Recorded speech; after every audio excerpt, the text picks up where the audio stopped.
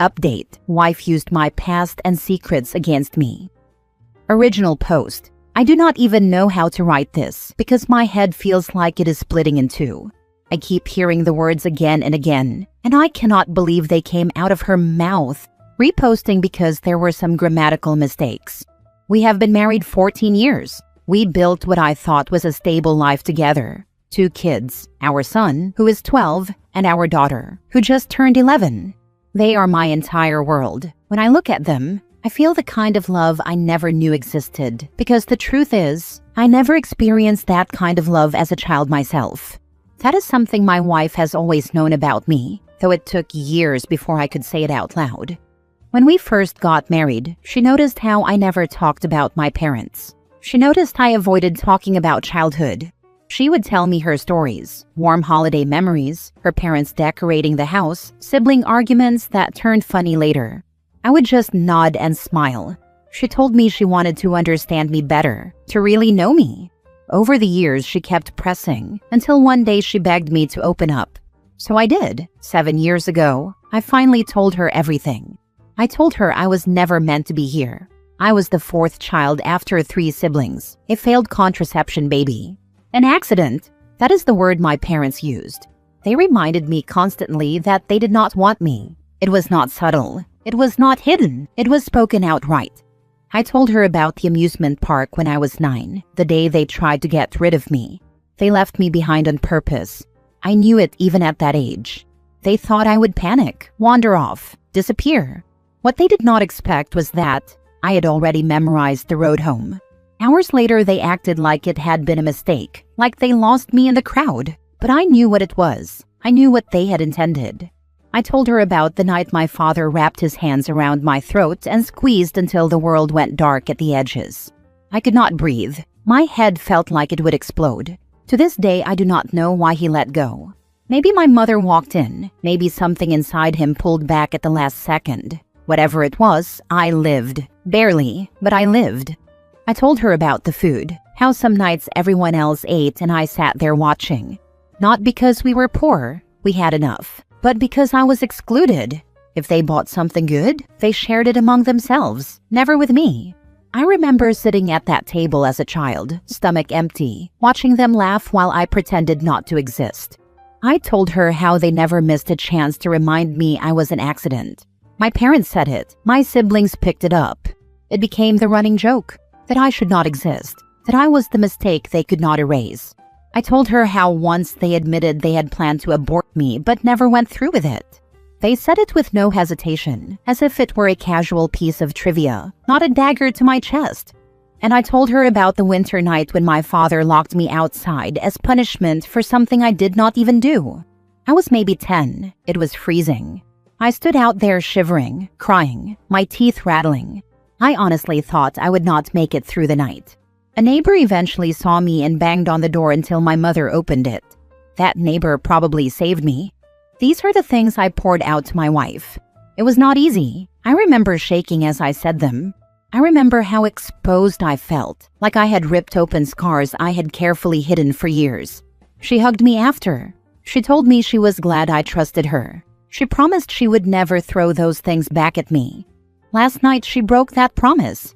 We argued. It was stupid. It started with our son's homework. She said I was too soft on him, that I let things slide. I said she was too harsh. It escalated. We were both defensive. One of those arguments where you forget the point and just keep trying to win. And then she said it. She looked straight at me and said, maybe my father should have finished what he started that night, that I don't even deserve to have a family, let alone children. That maybe it would have been better if I had not survived. That I was never wanted anyway, and I was the one who told her so. I froze. I actually thought for a second that I misheard her. But she said it again, calmly, as if she believed she was simply pointing out a truth. I cannot describe what it did to me. I have had cruel things said to me before in my life. I have been insulted, mocked, belittled. I know how to brush words off. But this was different. This was the one person I let into the deepest part of me. She took my pain and turned it into a weapon. I just stood there in silence. I did not even yell back. I could not. It felt like something shattered inside me. The rest of the night I barely spoke. She acted normal, like nothing had happened. I went to the spare bedroom and stayed there. I lay awake the entire night hearing her words over and over, blending with my parents' voices from years ago. Their cruel jokes, their reminders that I was unwanted, all coming back with her voice layered on top. I thought about the rage I carried as a teenager, how I used to wish my mother would die painfully. I thought those feelings were buried deep, but last night she dug them up and threw them right back at me. I cannot move past it.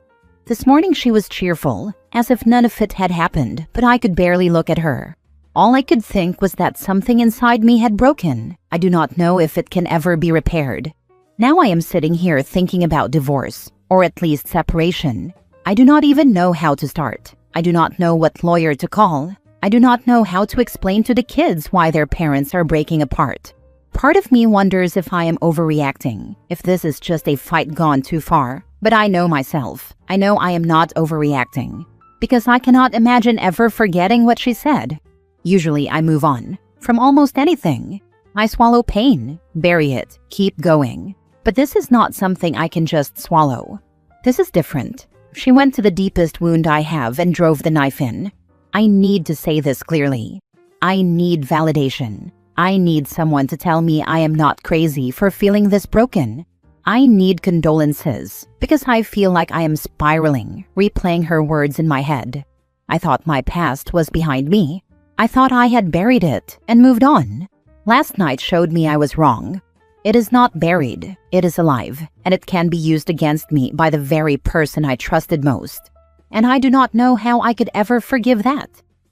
Now for the top comments before reading the update. First, I'm so incredibly sorry that you were abused by your parents as a child. What you endured growing up is absolutely awful, and my heart breaks for you. It seems odd to me that you described the fight as little, yet she went to such a drastic place as a weapon against you. If she can go that hard over a fairly common point of contention with raising kids, imagine what she'd pull out for something bigger. I know Reddit seems to jump to leave or divorce pretty quickly, but I think leaving would be something to seriously think about. If it were me, I don't know that I'd ever be able to get past it. That was lower than a low blow. My goodness, the hurt she hurled at you. I'm so sorry. Sending you a hug from afar and wishing you find peace in your decision and are able to heal again. Thank you. She believed that I should be more harsh to them, like maybe a little beating to get them to study or shouting at them. While I am more of a cool person and would rather say the same thing 3 times over 3 days if they forgot it, and then we were battling about who does it better. You shouldn't divorce her. Words matter. It's over. I guess so, thinking of starting with separation so that the children adjust, a few weeks. Then of course I am asking some people for advice regarding lawyers. I opened up to an ex about SA. She used it against me in a fight. I don't open up anymore. Sorry you had what happened to you happen to you. I will try to in a few weeks. Hope you are doing better in life. Now for the update. I waited until Tuesday. She went through the weekend and Monday like nothing had happened. A little colder than usual, quick with her answers, acting irritated like I was the one who had caused all of this. No apology, not even a hint. It felt like I was carrying something heavy while she just moved around it. By Tuesday afternoon, I couldn't hold it anymore. I asked her to sit down with me. The house was quiet. I told her I needed to talk about what she said during the fight because this wasn't something we could just shrug off. I reminded her that the fight had started because I refused to hit our son while teaching. I told her I don't believe in beating kids, to make them learn, and that she had pushed for it. That's where the argument began, and somehow it slid into something so much uglier. I asked her why she used what I told her in confidence against me. I reminded her that she had asked me to open up years ago and promised she would keep it safe. I asked her why she hugged me back then, if this was where it would end up. At first she was stiff. She said she didn't know what else she was supposed to do at the time. She told me she just tried to act normal, to be supportive, because she didn't know how to handle what I told her. She said she hadn't realized how heavy it all was until later. Her voice was even, like she was just explaining facts. I told her the promise mattered. I said it wasn't about a slip in anger. It was that she reached for the exact things I handed her in trust and turned them against me. I asked her again why. That's when she admitted it. She told me she lost some respect for me after I opened up. I asked what that meant. She said it wasn't one detail, it was the whole picture. She said she had always seen me as solid, someone who could carry weight without bending, the person she leaned on. But after I shared everything, she couldn't stop seeing the breaks under the surface. She said parts of my story made me look fragile to her. Some of the darker pieces, the way those years sat inside me, gave her an uneasy feeling she couldn't shake. Seeing me tear up and feel so nervous and like a wreck made her look very differently at me. She actually used the word ick. She said sometimes when she remembered those things, it got in the way of how she looked at me. I asked if that meant she thought less of me for surviving. She said it wasn't about surviving, it was about how it changed what she expected from me. She admitted she had built an image of me that didn't include those kinds of wounds, and once she knew, she couldn't put that image back. I asked her why she hugged me then, why she told me she wanted to know me fully. She said she didn't know what else to do in the moment. She didn't want to punish me for telling the truth. She said holding me and saying it was okay felt like the only decent response at the time, even though inside she had already started to see me differently. I let that sit, then asked the harder thing. She said she couldn't control herself in that moment, and she reached for what she knew would hurt me most. She said she regretted it, and that it would never happen again. What makes this worse is that I've been to therapy. I've done the work. I wasn't unloading on her because I couldn't carry it myself. The only reason she even heard those parts of me was because she demanded it. She insisted I open up, insisted she wanted the whole picture. She told me she wanted to know me fully, and I believed her. I trusted her enough to hand over things I never planned on saying out loud. That's why this betrayal feels so much heavier. It wasn't me blurting out things I couldn't control. It was me handing her pieces of myself because she begged for them, swore she'd hold them safe. And then she took those same pieces and cut me with them. It feels like giving someone your heartbeat because they said they wanted to hold it close, and then watching them drive a knife straight through it. After she said all of that, I just sat there for a while. It was like I'd finally gotten the truth behind everything, but it didn't settle in cleanly. I wasn't shocked anymore, more resigned. I also thought about how it might sound from the outside, like maybe I had dumped too much on her back then. But the truth is, I never sat her down and unloaded everything at once. I gave her my story the way she asked for it, bit by bit, only in response to her questions. If she wanted to know something, I told her. I didn't add anything extra, didn't volunteer random details. And even then, she probably only heard a quarter of what I actually carry. Why was she so intent on me being open and emotionally vulnerable then? I told her I didn't think I could just go back to how things were. I said I felt like the foundation was cracked in a way I couldn't ignore. I told her maybe the only way forward was to separate amicably, quietly, before things got any worse. I said I didn't think I could keep looking at her the same way, not after knowing she could turn something so personal into a weapon. That's when her whole tone shifted. The firmness she had when she explained herself dropped, and she sounded almost panicked. She asked me not to say that, said she didn't want a divorce. She told me she still loved me, that whatever she had done in anger wasn't bigger than the life we had built. She couldn't imagine splitting the kids between us, couldn't imagine them growing up in 2 houses. She told me leaving would scar them more than anything we had been through. I told her love isn't supposed to look like tearing each other apart with the sharpest words we can find. She said she knew that and promised again that it wouldn't happen anymore. She said she had already admitted it was wrong, and she meant it when she said she'd never go there again. She kept circling back to the same point, that we had kids, that they needed us together, that whatever issues we had to fix them without breaking the family apart.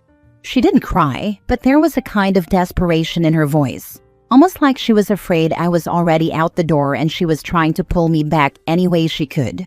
She didn't apologize again for what she'd said, not directly, but she kept stressing that it would never happen again, that I shouldn't throw everything away over one mistake. Right now, I haven't made a final decision. I keep going back and forth in my head. Part of me feels like the damage is too deep and I'd be lying to myself if I pretended I could ever really see her the same way again. But another part of me hesitates, because walking away isn't simple when there are kids and years of life tied together. I'd be lying if I said I wasn't leaning more in one direction, the end, than the other, but I'm not there yet. I feel heavy most days, caught between wanting to protect myself and not wanting to tear my family in half. Some moments I think I know what I have to do, then I second guess it. It's draining, but at least writing this down and hearing different perspectives has made me feel less alone in it. Thank you to everyone who's taken the time to read, comment, or even send me a message directly. It means more than I can put into words. I couldn't respond to every single individual, but I have gone through all of the comments, maybe even twice. Thank you, strangers. She wants you to focus on her and the kids more than yourself, and the hurt that she caused you. This should tell you more than anything else. What she did was essentially respond with emotional blackmail and make you think that your actions are the reason the kids are going to be hurt, and that the relationship is potentially falling apart. Literally a narcissistic response. She never apologized? Wow. And blackmailed OP with how he's going to hurt the kids. What a piece of garbage. The worst thing is that she's going to hurt him again. The only option is if she's going to do it as wife or ex. Last story. Got upset my dad won't pay my tuition.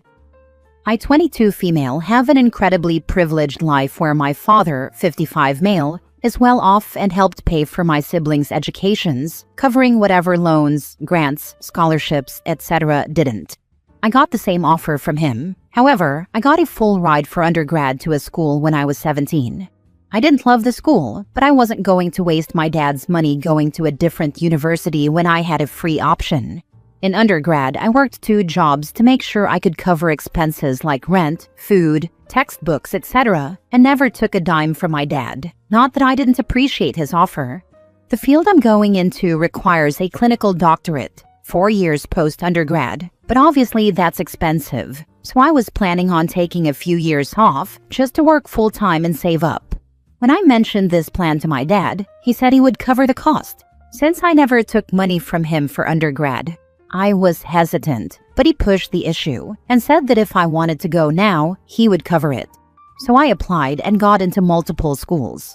I took the cheapest option, which, even with loans and a graduate assistant position that covered some credit cost, was about $3,000 a semester, with there being 3 semesters within a school year.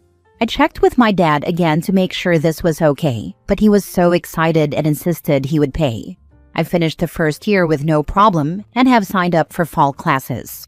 My dad asked to meet with me recently while I'm on break for dinner. He told me he proposed to the woman he's been seeing. In full disclosure, this woman and I don't entirely get along, and she has never approved of him giving me money for school, which she has taken out on me whenever we're around each other. However, I know she makes my father happy. So of course I was thrilled for him and never expressed anything else at the dinner. We talked for a bit about plans for the wedding, and then he offhandedly mentioned that, because he would be paying for the wedding, he wouldn't be able to pay for my next year or 2 of graduate school. I was shocked, then upset, and I expressed that he had said he would pay. He explained that when he had agreed, he didn't have a wedding to plan, and asked why I couldn't just cover my own cost. I said I was planning to pay for my own costs when this all started, and that I was going to save up, and it was his idea for me to go straight from undergrad to grad school. He then got upset and said I was making his engagement about me, and that I was only acting like this because I was mad he was moving on from my mom. My parents have been divorced for a decade, and I don't think I've ever shown signs of being upset when he's dated other people, including who he is seeing currently. I tried to explain that, of course, I was thrilled for him, but that we had a deal and I changed a lot of my life plans around that agreement, and now he's trying to backtrack. When he had agreed, he didn't have a wedding to plan, but he agreed to a wedding knowing he had his kids' grad school to pay for. He gave his word. He should keep it. If he does not, you have every right to be upset. Exactly. He should be talking to his fiancée about his financial commitments. As a full-grown adult, I would think that the fiancé would be mature enough to understand that she's marrying a man who has children, regardless if said children are adults. Therefore, it's on her to understand his financial commitment to you.